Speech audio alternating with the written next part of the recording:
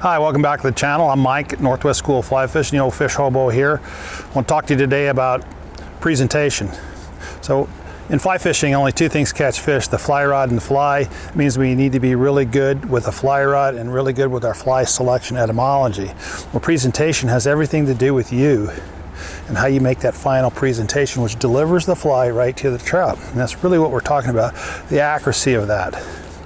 So you're going to find a plethora of stuff everywhere on the internet, social media, books, whatever. I'm going to give you tips on all that. But here's an old hobo's opinion on presentation. And I've been doing this for 8 decades.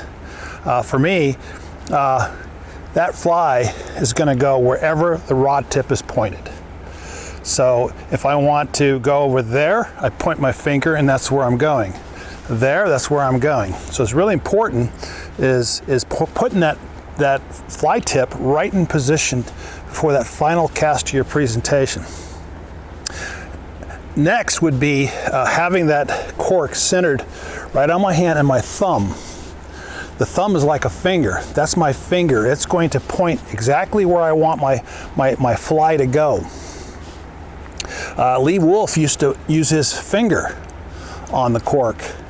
And he used his finger because he's pointing. If you don't know who Lee Wolf is, think of the 50s. And none of this stuff that I'm telling you today is anything different than they were doing back in the day. Lee Wolf used his finger. Most of us use our thumb. The principle's the same.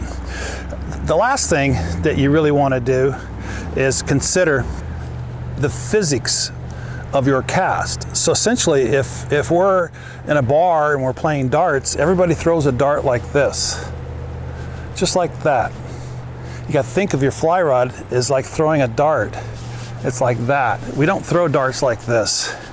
And most of us are out here quarter casting, certainly I do. You got to think of it like throwing a dart. In order for me to throw a dart, I have to put my face right over the dart and it goes in the target. It's the same thing with a fly rod. I may be out here, but my final cast is going to come over, in which case I'm moving my head over and delivering like this. So I have my head. So it's an actual movement. I'm bringing my line back, and then as I come forward, I'm right there like I'm throwing a dart. So the head and rod are often the best way to really deliver the fly, is to move that head out with your rod every time you go to throw a dart, or every time you're making that final cast.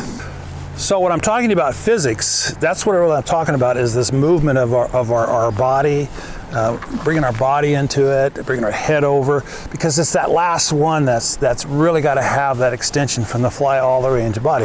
So I may be casting without even moving my body, but that final one I will deliver over. Think about using a lighter line. With light lines you have real control, like a 4-weight line is what I like to use. 4-weight line is very light in the air and it's very responsive to me. Others prefer a 5-weight, but I'm just one of these lightweight guys. And a lightweight makes it easier for me to control the line in the air. And another situation is if we're out here, our line's out there, and we're just going to go just against the grain to what I just told you, which is don't throw a dart that way. So if you're out here like this, like most of us are, it's called an underloop. So right, my forward cast goes that way. At this point, I'm going to bring the rod up. I'm going to loop it behind me so I have my fly line behind me. So I'm out here, I deliver out there, I bring the line back up, I come back over, I have the line all behind me, and I'm able to deliver that way. So work on that underloop. So you're typically casting like this, and that final cast backwards would be an underloop. Work on that. That's going to get your line coming all the way behind you, where now you can bring your head over and deliver that fly right in there. And we need to make sure that final cast behind us is going out and back to a straight line behind us or a slight loop behind us. That way when we move forward, that final movement forward is felt all the way into the fly. At that point, that fly is going to go right where the rod tip's pointing, right where your thumb's pointing, right where your head and together, and we're right on target. And I'm not talking about a pie pan, I'm talking about a quarter or 50-cent piece. This is how accuracy begins, and this is how you need to train yourself to be really good with that last presentation. And finally, I get this a lot, I can't see my fly on the water.